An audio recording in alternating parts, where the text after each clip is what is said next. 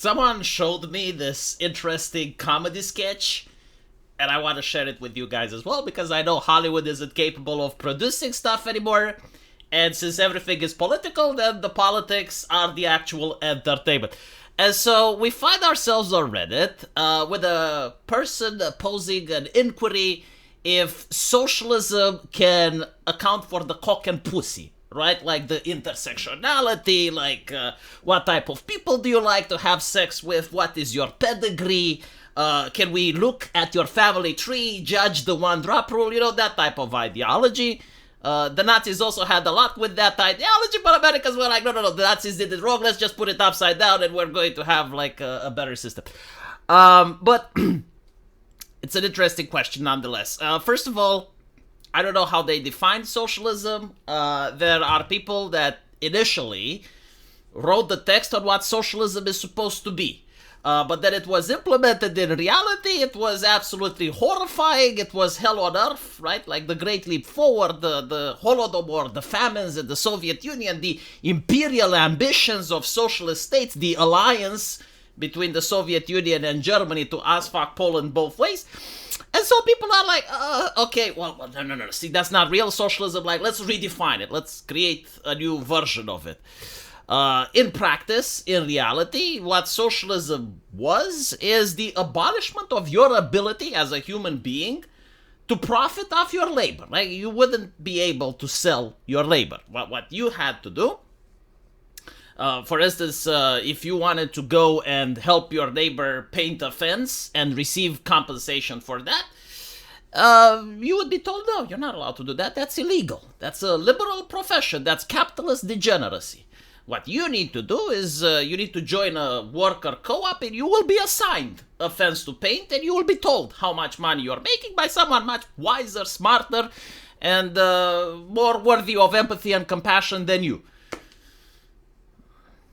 That was the system back then. Now it's like you don't get to pay the fence. We got H-1B visa workers. But still, you know, like different ways of thinking, different ways of organizing society. And so the question is, like, how does it account for the cock and pussy? This is like the fundamental American question, right? Like everything has to spin around the genetics, the sexuality.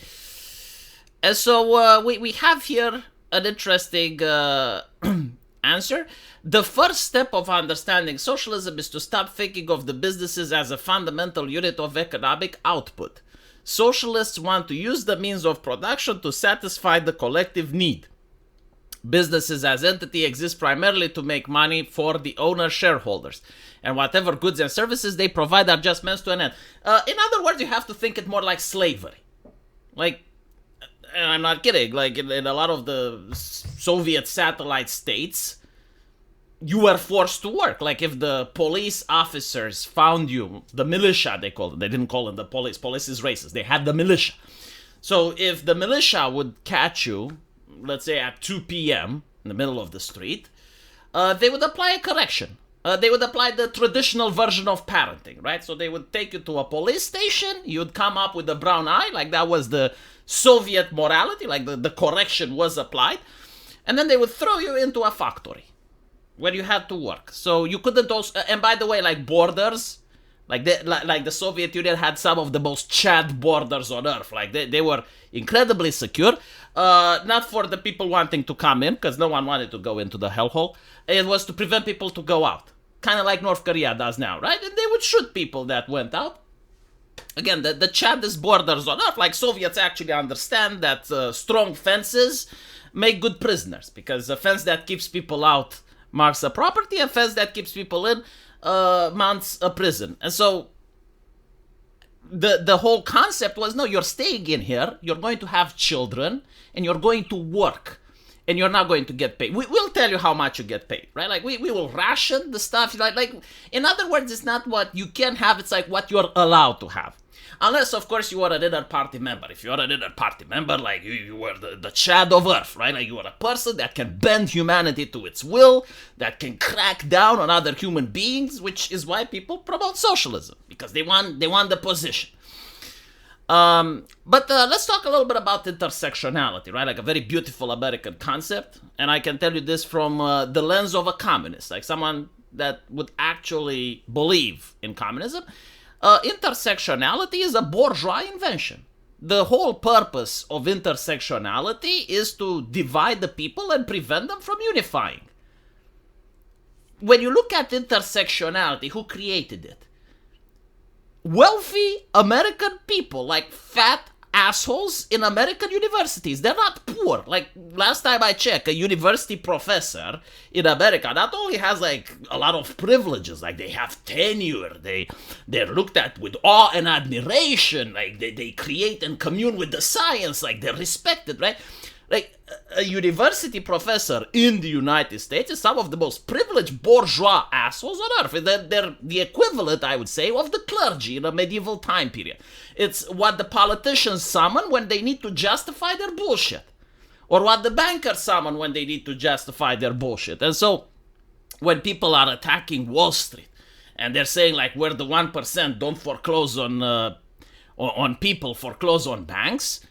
Well, BlackRock summons the university professor, and it's like, please help us, like, give us an ideology. And the university professor, through their wisdom, kindness, and compassion, it's like, here, use identity politics, right? Like, use intersectionality, and then we're going to make sure that you ass fuck people and they're not going to unionize against you.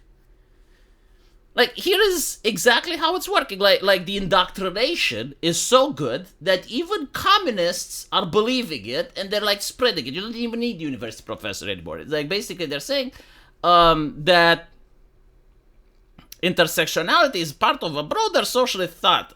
Class reduction exists but isn't fruitful, right? So like reducing people on class, like we are all part of the same class. We're the oppressed, right? We're the proletariat. Who's fucking with us? The bourgeois, the university professor, the banker. I want you guys to notice something, right? A lot of American entertainment nowadays was left-leaning, right? No one denies this. Like, video games were promoting social justice. TV shows were promoting social justice. Everything, even advertisement was promoting social justice. But what they all did is, like, the enemy, right? Like, who is the enemy? Who's the villain in most of these social justice stories? Is it the banker?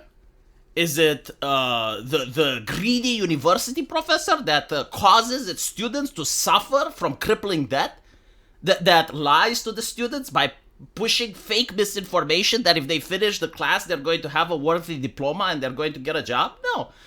It's usually like, oh, this is just the straight white man. In other words, your oppressor is not your boss, right? Don't look to BlackRock, don't look to Larry Fink, don't look to the Democrats, the politicians. No, like, the enemy is among you, working class. You know, fight it out. So a house divided cannot stand. This is the exact same way that Californians get their prison population in control.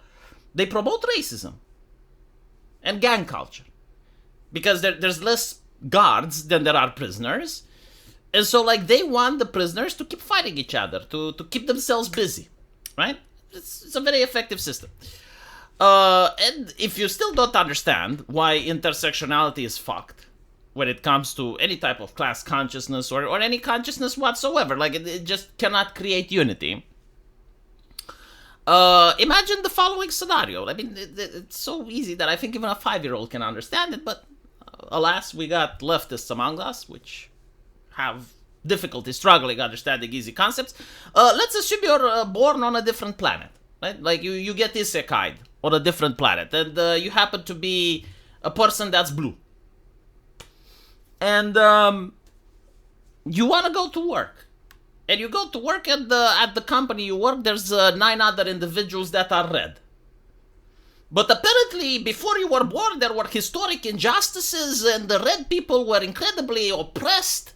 And this happened hundreds of years before you even got born, but like now you need to be punished for the oppression that happened 100 years before. Are you going to unionize with those people? Are you going to be friends with them? Are you going... No, of course not, because you're constantly lectured by HR that you're a piece of shit, you're being gaslit, that you're a monster. And so either you are going to believe in the HR lady, in which case the rhetoric just exacerbates and becomes even more extreme, and again you lose all of your sense of pride. You lose any ability to consider yourself as a worthwhile individual for society, like you get absolutely emotionally crushed. You think that you're a nobody and you're turned into a perfect corporate drone. Or you fight the HR lady, in which case you're not going to unionize and you're not going to create any sort of connection and camaraderie with the red people. And the red people, they're going to become arrogant as fuck. It's like, oh, we deserve, it's ours, we should, right? And they look at the blue people as the enemy. It's a perfect ideology if you're actually trying to prevent people from unionizing and achieving what you call as the class consciousness. Like, here's the thing, class consciousness is a thing. I do think there is some worthwhile merit to it. I don't believe in the communist solutions to the problem.